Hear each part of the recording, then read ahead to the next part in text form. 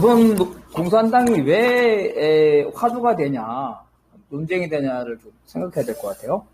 1980년대 이후에 이제 한국 좌파의 뿌리를 찾는 과정이 있었죠. 그래서 근데 이 뿌리가 조직적 기원이었다면 훨씬 쉬웠을 텐데, 이 조직적 기원을 찾을 수가 없게 된 거죠. 왜냐하면 조직적으로 단절됐으니까. 그래서 어떻든 남한에서 이제 통일혁명당, 인민혁명당, 난민정까지는 어떻든 여트나마 그런 흐름이 여기서 끊쳤고, 그러면서 이제 소위 말하는 NL 쪽이라는 것, 그리고 주사파라는 쪽에서는 이제 그 통역당의 계승이라는 이제 한국민족전선이라는 거죠. 2000년대에 나온 이것들을 하면서 통역당 한민전 이러면서 자기 자신들의 이제 NL 이렇게 해서 사상적인 어떤 것들을 기원으로 가져가는데, 이제 평등계열에서는 이제 상당히 이제 혼란이 생긴 거죠. 그래서 NL에 대항하고 경쟁하는 평등계열에서는 그럼 우리의 사상적인 뿌리는 뭐냐? 조직적 뿌리는 없는 거고, 그래서 이러한 사상적인 방향 속에서 자기 기원을 찾아가는 과정에서 이제 이 조선공산당으로 접근할 수밖에 없는 거죠. 근데 이 조선공산당이라는 거는 일제시대 때 활동은 많이 나오지만 파벌이나 종파라는 걸로 많이 폄하가 됐고, 해방 전후의 사건에서는 사실은 남한에 박헌영이 조선공산당이 있었지만 남한에서는 사실은 이승만한테 패배했고, 북에서는 이제 김일성한테 패배했기 때문에 패배한 이제 노선이고 조직이죠. 그런데 결정적으로 김일성에 의해서 이제 간첩죄로 해서 처형이 당한 이렇게 된 상당히 비극적인 사건이지만, 이 남한에 있는 평등계열에서는 자기 자신의 어떤 사상적 뿌리를 찾기 위해서는 조선공산당이라는 걸 재평가할 수밖에 없는 강한 욕구를 가지면서 이제 조선공산당에 대한 여러 가지 논의들이 나오게 되고, 이러한 논의 속에서 한편으로는 이제 그것이 과소평가됐다 하면서 제대로 평가했다는 평등계열의 입장도 있지만, 또 반대로 이제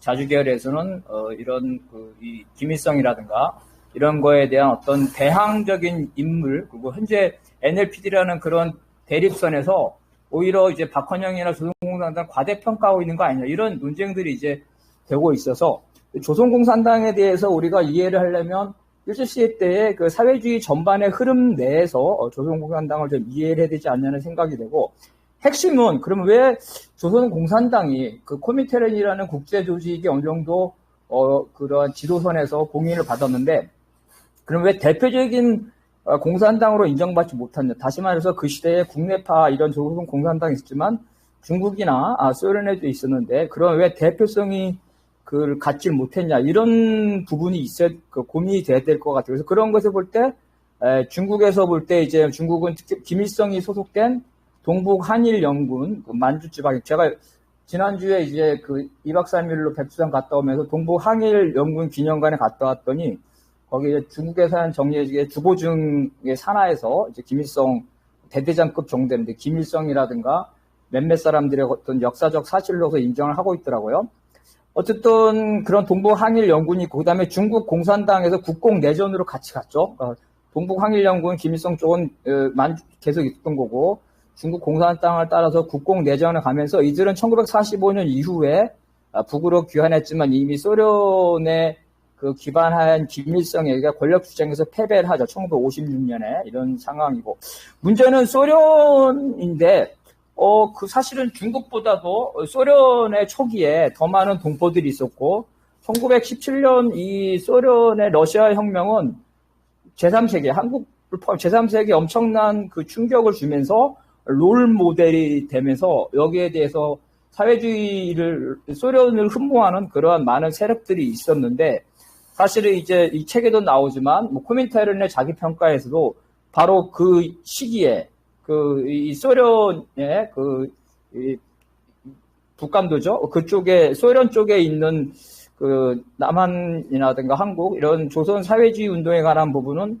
약간 피해가고 있다는 거죠. 여기서 이제 가장 중요한 게 자유시 참변일 것 같아요. 1921년에 있었던 자유시 참변에 당시에 소련의 내전 상태였는데, 이 자유시 참변에서 그 당시에 김자진 민족주의 계열도 있었고, 임시정부도 있었고, 공산주의는 이제 상해파와 이르치쿠파도 다 있었는데, 바로 이 자유시 참변에서 이러한 무장 세력들이 보니까 400여 명이 사망했다더라고요. 그러니까 물론 그 공산주의 계열의 분파적인 것 때문에 했지만 어쨌든 그 소련군이죠. 소련군에 의해서 400여 명이 이 사망을 하게 됐고, 그러면서 이제 그 소련이 일본을 의식하면서 한국인과 일본인과 비슷하기 때문에 간첩이라는 문제로 해서 1927년부터 한인에 대한 집단 이주를 하게 되면서 1937년에 이주를 했는데 약 17만 명을 이주했다는 거예요. 그러면서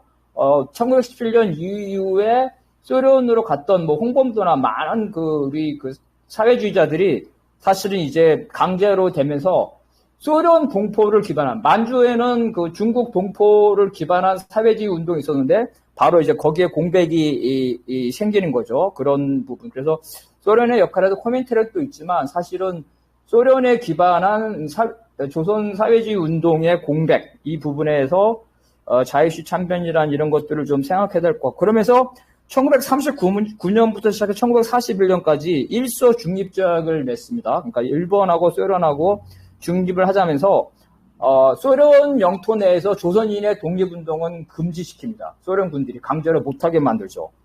그러면서 그 사이에 이제 김일성이 1940년도 소련 군용으로 가는데, 그래서 소련에서 이러한 조선 사회주의 운동의 공백이라는 게 김일성이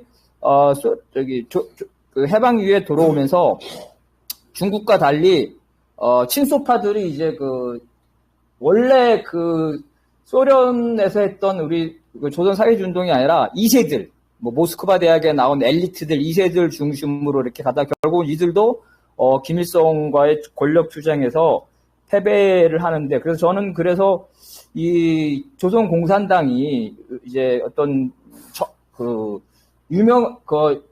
하나의 조선이라는 국내적인 하나의 사회주의 운동을 대변하지 못한 이러한 부분이 좀 있다는데, 이 책에서 이제 분파라는 부분을 좀 찾아봤는데, 저는 그래서 이제 분파 문제는 몇 가지에서, 그러면은 이 분파라고 할 때 사실 저희 민주노동당도 있지만 다 있거든요. 없는 데가 없어요. 다 아까도 말한 독일도 다 있는데, 근데 차이점은 뭐냐, 몇 가지 차이점이 있는 것 같아요.